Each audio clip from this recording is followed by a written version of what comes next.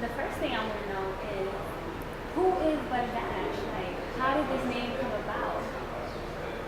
Well, basically, when I was younger, my nickname used to be Butta. So on Facebook, you remember when everybody had a Facebook, it was like your first name, your nickname, and then your last name. So I didn't want to put my real last name on my Facebook because I didn't want to like put my whole name out there. So I used to be Christine Butta Kardashian. I was obsessed with the Kardashians before everybody even knew who they were. Like I loved them because they used to pretend like they were like stylists using their own clothes. So I always wanted to be a stylist. So that was part of the reason why I kind of like took their last name and I thought they were cool. So as time went on, I got older and I just couldn't go as like a grown woman pretending to be a Kardashian. So I dropped the Kardashian and just kept the dash because it just sounds like really couture to me.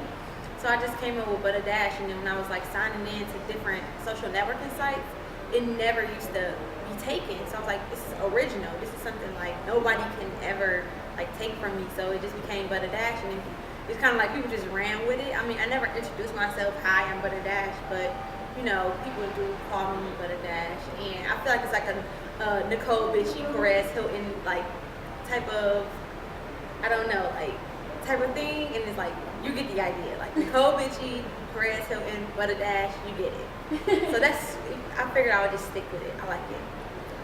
Okay, great. So how did you get to this point? You see you're in fashion, you're into film. How does that tie into where you're at right now? Well, as far as fashion goes, fashion is something like a lifestyle for me because I've been doing it my whole life, and I just really didn't know it. Like my mom, she was a seamstress. My grandma was a seamstress. My other grandma was like an artist who made like all types of like hand painted hoodies and things like that. My sister was really into fashion. My aunts are really into fashion.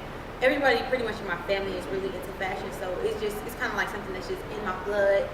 And myself as a stylist, as a person who wants to be a stylist, I specialize in affordable styling, you know, keeping outfits and looks under $300. So that's basically what I'm focused on right now is in the styling area is affordable fashion, affordable couture fashion, like trying to keep the looks under $300, like I said before, and basically giving people an idea that fashion is nonverbal communication, and you send a message on how you're feeling by what you're wearing.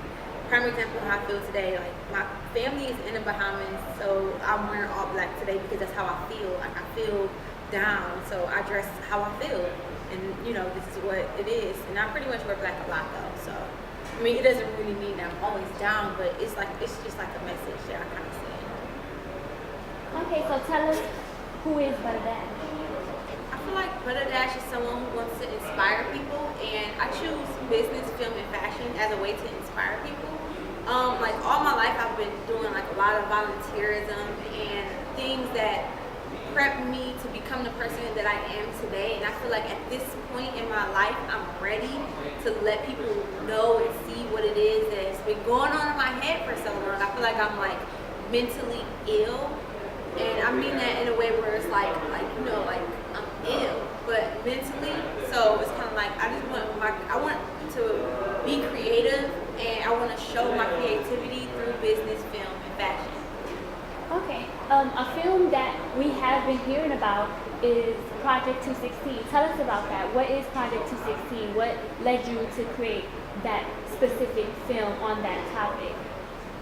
Well, Project 216 came about because I was inspired by, man, it's my first time ever talking about it, so it's kind of crazy to put everything in perspective, but like I've always wanted to do a film, and I was just waiting on a perfect time to come out of the box. And I felt it was a perfect time to come out of the box for something that meant so much to me at the time, and it still does and forever will, which is violence. Because I feel like a lot of our people, my people, lose their life to violence, and I wanted to be that person who not only just witnessed what was happening, but did something about it, like played my part to do something about it. And Project 216 was kind of like my baby because it was kind of like it was a mission that I felt was given to me, and it was like I had no idea what I was doing at all. Like I literally filmed Project 16 in we filmed it in 2 weeks, and we edited it within 4 days. So that whole film that people saw was done in 4 days, and it was nothing like I expected it to be, because it was kind of like I was actually living the film. Like I moved to I'm from Cleveland, Ohio, which most people already know. And you know, Cleveland is not like the most safe place to live, I guess you could say, but it inspired me to go back, because I'm just like, I just want to see, like, I want to go talk to some of the kids who stood on the same grounds that I stood on, and who from the same place where I'm from, and see how they think versus how I think, from where I am in my life, from where they are in their life. And violence just kept on coming up. Like, violence just kept on coming up. So I'm like, well, maybe this is what I need to focus my film on. Like, I want to shine a light on this. And as a filmmaker, that is what my job is to shine lights on things that people don't talk about, things people are afraid to talk about, the things that go on that nobody talks about. Like, everybody just ignores, like it doesn't happen. So that was my idea for doing Project 216. It really meant a lot for me. I learned so much from doing that film. I got a lot of stress from that film, because it was kind of like, after I released the film, I got a lot of feedback from the film that was people were trying to, like, I can't explain it. Like, they wanted my advice, but it was kind of like, I can't help them because I'm here to do my film, and then I'm here to go home.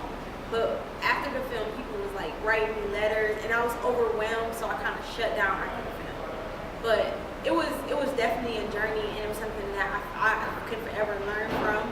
I felt people was inspired by it. It wasn't my best work, absolutely not. But you know, you have to make bad art to make good art.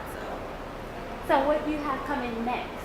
Project 216 was bigger probably than you would have imagined, thinking it was done in 4 days, and you have reached over 1,000 views on YouTube on this Project 216. What's next? What are you working on next? What should we expect from you? Well, next, I was gonna do Project 216 too, but that, like, trying to do something about violence is very stressful. So I'm gonna lighten things up, and I'm not gonna do Project 216 too as of yet. I've decided I'm actually not gonna do it. Because I just wanted to do that coming out of the box. I wanted it to be something positive, but that's not the only thing that I like come up with, is just Project 216. I have like a million other things that I want to do. So next, you can expect maybe some skits. You can expect Hennessy J, which is someone who I'm managing. She's a painter, and so we're coming out with a mirror line, which will be art pieces, you know, so that's something different. And also my website, randominspirations.com. I am my brand, which is my production. Just me, you know, the day in life of ButtaDASH, and just you get to see like me on my journey of trying to become who it is that I'm trying to become. So that's what you can expect next, and I'm like really excited about everything that I have going on, and just as much excited as I am fearful. So you know, I'm very thankful to be in the position that I'm in, and you know, so I guess I can go from there. Okay.